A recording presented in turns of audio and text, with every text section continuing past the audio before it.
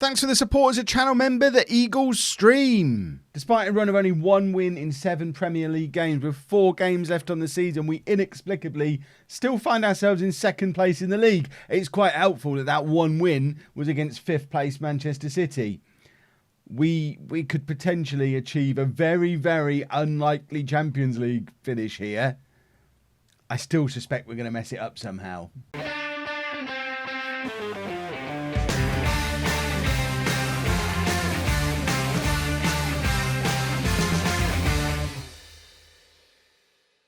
Hello and welcome to part 114 of Bourne Again. I'm Kevin. Coming up on today's episode, we have a very, very important Premier League game away against Chelsea and at home against Burnley. We're then going to tomorrow just go straight into West Ham and Arsenal. We've got 4 games to try and achieve potentially the most ridiculous league finish in the history of this football club. If we have a look at our recent games, we did. After this run, this run was hideous, but somehow after that run, we beat Manchester City 4-2. De Silva picking up 2 goals, both headers, both from corners. The corner hacks are real, boys and girls. If you haven't been watching the streamer showdown, you don't know what I'm talking about. I'm not actually using any corner hacks. De Silva is just 6'4" though and really good in the air, so it's quite helpful for those kind of situations. Gomez is still scoring goals as well. Now he's back in the team and is on course to finish as the Premier League's top scorer for the 2nd year running. This is for a player who, star rating wise, is officially the 3rd best striker at the club. My coaches think he's currently a decent player for most Premier League sides.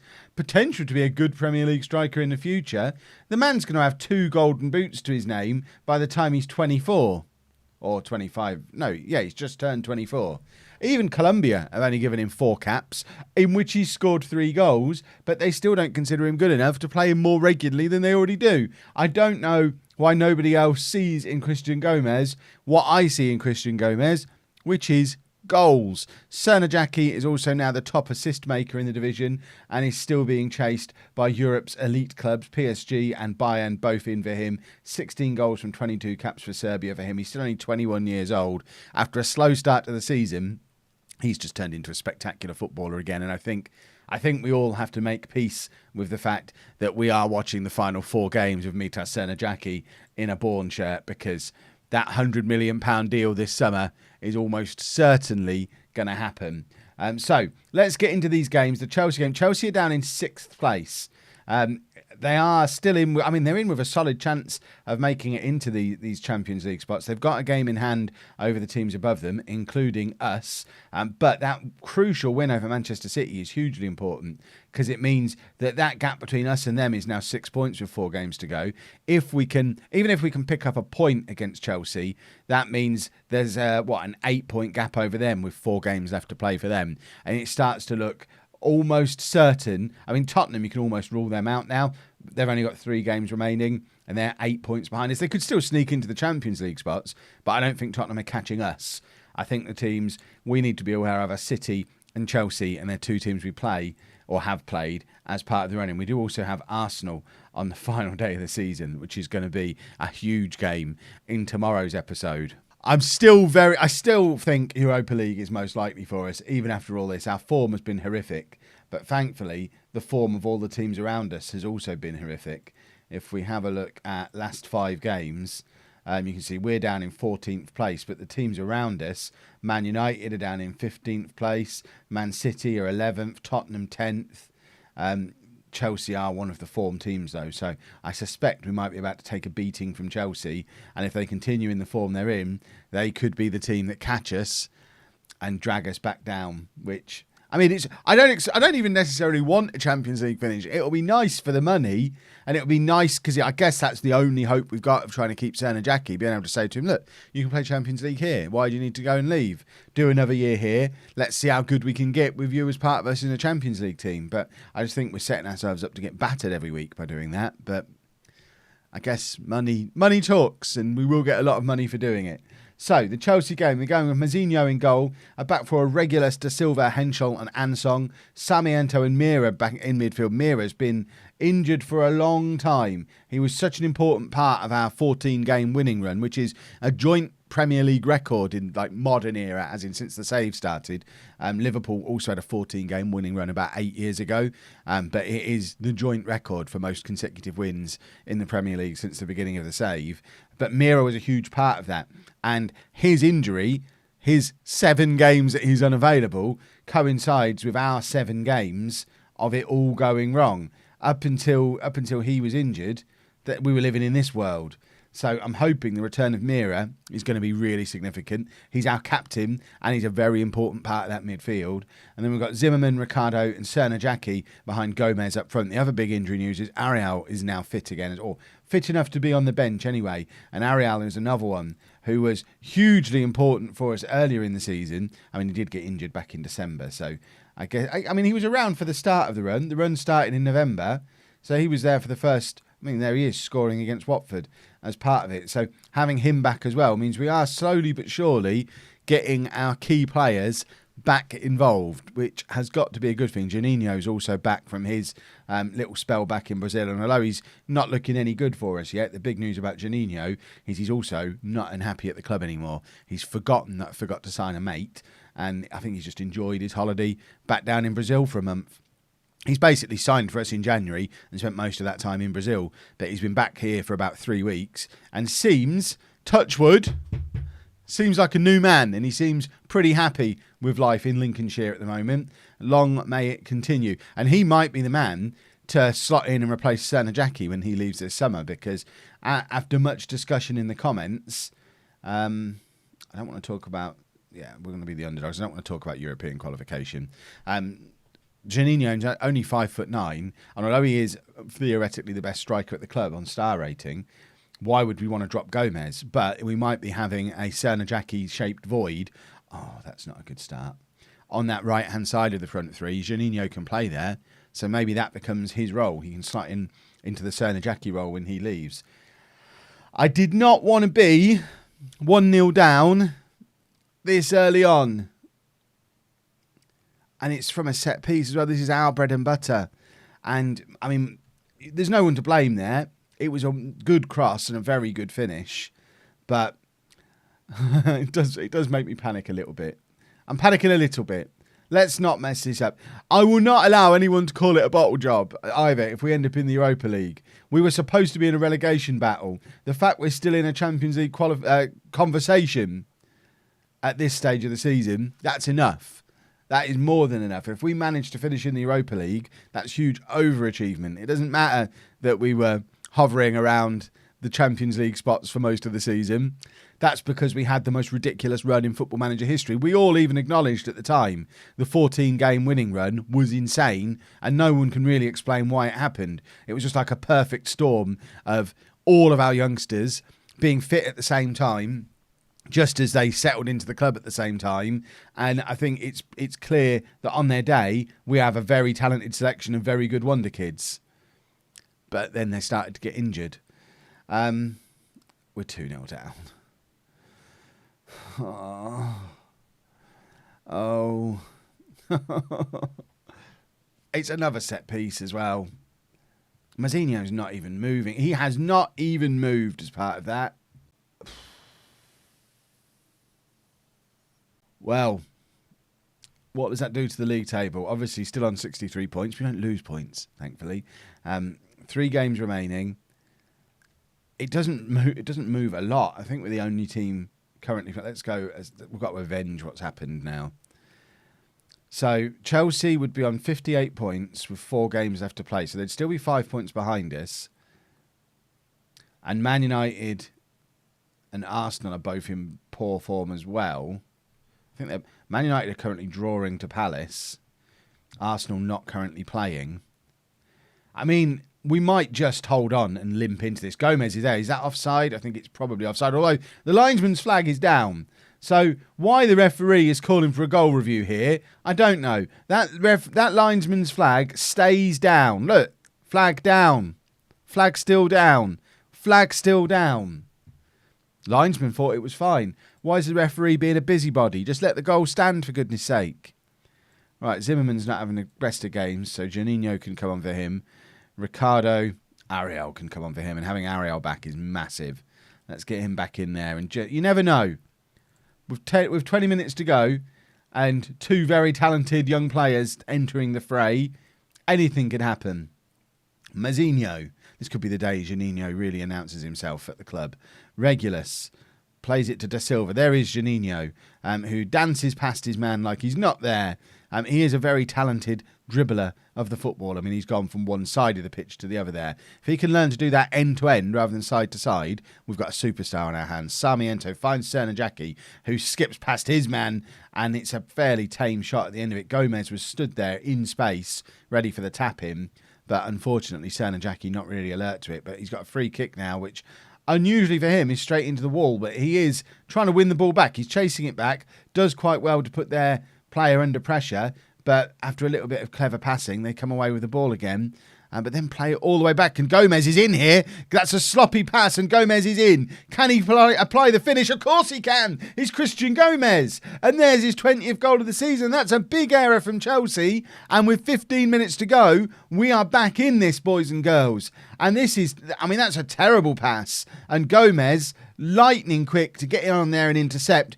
Only the 3rd best striker at the club, apparently. A decent Premier League player, apparently. He's Christian Gomez. What a load of nonsense.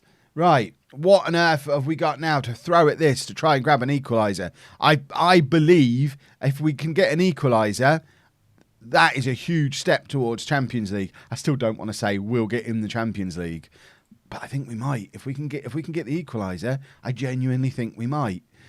Right, Sarmiento to Mira. Mira looking up, trying to find options ahead of him. He's got Ansong on this right-hand side, who's got Cernajacki inside of him, but instead plays it to Mira. And here's Ariel. Ariel to Cernajacki. That's a nice little combination to be able to play those two together. I mean, this 3 we've got behind Gomez is stupidly talented. Cernajacki into Gomez. Is that onside? That referee... I have got issues with this referee because that's 2 Christian Gomez goals he's disallowed now. How close is this one? I mean, it's quite offside again. But once again, linesman not flagging. That linesman knows the script. He knows what's what. Let's demand more. We've gone attacking as well. Gomez is desperate. He's had the ball in the back of the net 3 times in this game. And now it's Chelsea with the free kick. 3 minutes left of normal time. We need to not concede and get this ball up the other end pronto. Cross comes in, and it's a well-worked free kick, and it's a goal. And, I mean, it was straight off the training ground, and it's the kind of thing you see at the World Cup, where they've had 3 weeks together to practice a fancy World Cup set-piece routine.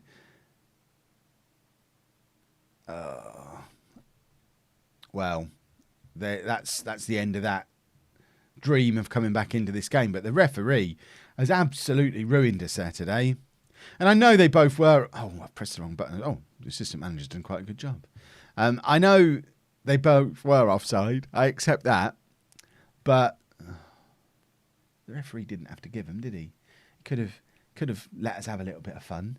Well, before we even kick off in this game, we're down to 4th place.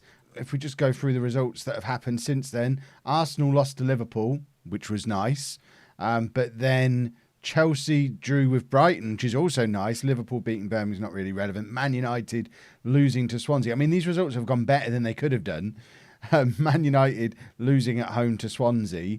But then they beat Everton. And then earlier today, Arsenal beat Watford. And Man City drew with Crystal Palace, Chelsea beating Birmingham. I think are Man City out of it now? We've now got a game in hand on everybody. So we're on 63 points. We have a game in hand on everybody above us and below us. We're ignoring that Tottenham exists now. A win today against a Burnley team who are down in 8th and trying to get into the Europa League would propel us back up to 3rd and leave what would that be? A 4-point gap between us and Chelsea with 2 games to go, which would be huge. On the other hand, of course, defeat against Burnley, and they then jump above Tottenham because they've got a better goal difference. And then it's quite likely that us and Burnley both end up in the Europa League. In other news, Stamenkovic, the player we've been watching all season, who was at Tottenham and went to Liverpool, is now level on goals with Gomez. Gomez needs goals in this game. We need him to get another golden boot. Bearing in mind he had a couple of months out injured, he still had a very good performance, but we need those goals for Gomez. And with that in mind, we've brought Ariel back into the team. Ricardo's going back out onto the left wing. This is effectively the team that we were playing when we had our 14 wins in a row. This team, although for a lot of it, Cerner Jackie wasn't available because certainly early on he was injured. But this is the team. I think this is our best 11.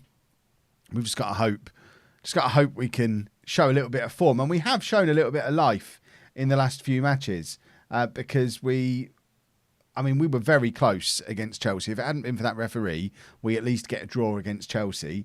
And before that, we beat Manchester City. So our last couple of games, we have shown a little bit of improvement on where we were in the previous 5 or 6 when we were just absolutely crumbling. So hopefully we can get back to winning ways today.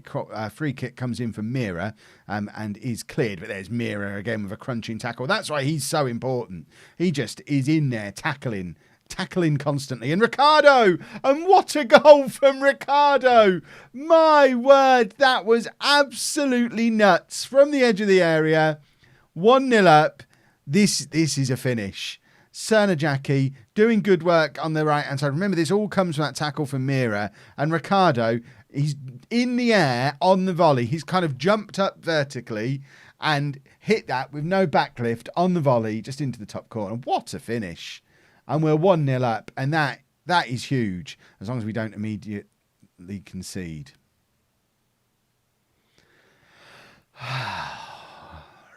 Okay, it's fine. It's fine. We scored once, we can continue scoring. This is poor, though. Completely unmarked. Set pieces doing us again. We've been quite good at scoring from set pieces, but my goodness, do we concede a lot of goals from them as well. Set pieces, I think, just in general, are very, very overpowered on FM20. And everyone scores a lot of them. Orlando, lovely ball over the top. And Gomez won't get many better chances for the rest of this season now. He's snatched at it. It's gone over. He's panicked. He wants to be top scorer. And he might not be now. Oh, and that's a wild tackle that luckily doesn't even get anywhere near the player. Cerner Jackie now. Ball over the top to Gomez. Can he redeem himself here? It's saved. Oh, come on. Let's not have Gomez turning into a bottle job just when we need him to raise his game and get in there and score a few more goals. Gomez with the header straight at the goalkeeper. We've had 2 clear-cut chances now. They've both fallen to Christian Gomez. He's missed them both. I'm not worried yet, but it is a worrying sign. We've obviously got Janino and Guven down on the bench, who are both theoretically better strikers than Gomez, if Gomez continues to misfire. But, I mean, we're all surely going to feel more confident with Gomez on the pitch. But he has to be in good form. Yeah, we'll just continue to say we owe them after our last game. I don't even know what happened in the last game, other than we obviously lost. So he must have... Is this the team that ended our unbeaten run, or our winning run? Because that started in the first half of the season. So unless we played them really early on before it began, they must be one of the teams that were in our real miserable run. Right, Orlando, a big throw. There's Gomez, Cerner Jackie, Sarmiento. Surely there's offsides in there. We've gone back to the stupid referee again. And as ever, when goals are reviewed, they're always disallowed.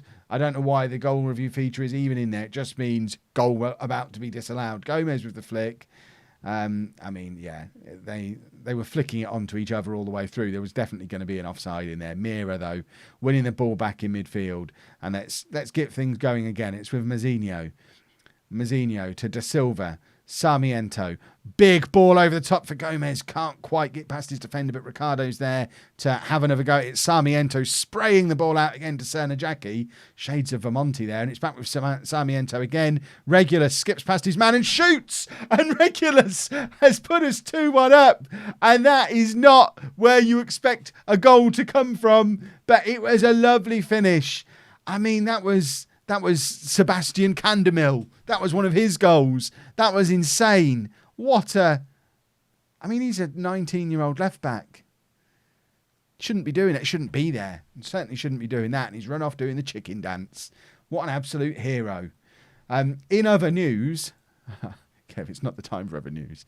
There's a big match going on. But in other news, we've got 4 of the 5 players who were shortlisted for PFA Young Player of the Year. It was Gomez, Cernajacki, Sarmiento and Da Silva were 4 of the 5, with the Spurs guy whose name I can't remember. Something. The one who's battling Gomez to be top scorer. He's the other one of the 5 that were mentioned. Right. I'm going to put Ricardo back in there, brings him on. We've taken off Gomez and Ariel, which is a big call, but Gomez wasn't having a good game, and Juninho hasn't had an opportunity to play as a striker for us yet. This is his first chance to play in his actual position, so we can actually get an idea of if he's as good as the scout reports and the coach reports seem to suggest he is. Ricardo plays it forward to Zimmerman, who has got Juninho hovering on the shoulder of the last man. But instead we go for Cernajacki, who's in acres of space, and Cernajacki scores. And it's 3-1. And we are taking a big step towards Champions League football for next season now. At 3-1 up in front of a sold-out milking nook. Zimmerman does really well as part of the breakaway. And Cernajacki just had all the time and space in the world. This is a man who'll be playing for Paris Saint-Germain or Bayern Munich or Barcelona next year. He ain't missing from there, is he? That was, he's like the new Arjen Robben. He should go to Bayern because he's so left-footed. It's like his right foot is really just there so that he can buy boots because they come in 2s. But he's so left-footed, but so very good coming in off that right-hand side. He is the second coming of Arjen Robben. He has to go to Bayern Munich. I might insist that that's where he goes. Right. Oatway now on for Mira, who, of course, is still recovering from his injury. Oatway is one of those that has been a very important part of the team. He's not quite up to Mira's standard, but does a similar job. And with him being English, he's someone we'll definitely be having another look at in the summer to see about the option of bringing him in permanently, just to have more homegrown players in. Alan Reid has now agreed a deal to go to Celtic in the summer. He's been unhappy at his lack of football, so we're a homegrown player short again as we look to plan for Europe, because I think we are now in the Europa League. So I think European football is now definitely happening. It's just whether or not we end up in the Champions League. Yeah, there you go. Bourne qualify for the Europa League for the first time in our history, but we might end up not playing in it, because if we go back to that league table, so we're 4 points clear of Chelsea. Who are we playing in the run-in? Who's playing who? So we're away against West Ham. West Ham are 13th. So this is all coming up tomorrow. At that point, Arsenal play Brighton, Everton play Man City. It's really only Chelsea I think we need to worry about. Man City, probably a little bit too far behind. Chelsea play Liverpool, but Liverpool have already won the league. So Chelsea are probably going to want that more, but it's the hardest game they could have got. And then on the last day of the season, we play Arsenal at home, which is huge, while Chelsea are away against Reading. I'm not feeling confident about that. That's basically, whoever wins that is going to be in the Champions League between us and Arsenal. It's in our hands, and we'll find out if we get there tomorrow. If you've enjoyed that, please make sure you leave a nice big thumbs up on there for me. Subscribe to the channel for daily Football Manager videos. And thank you very much for watching.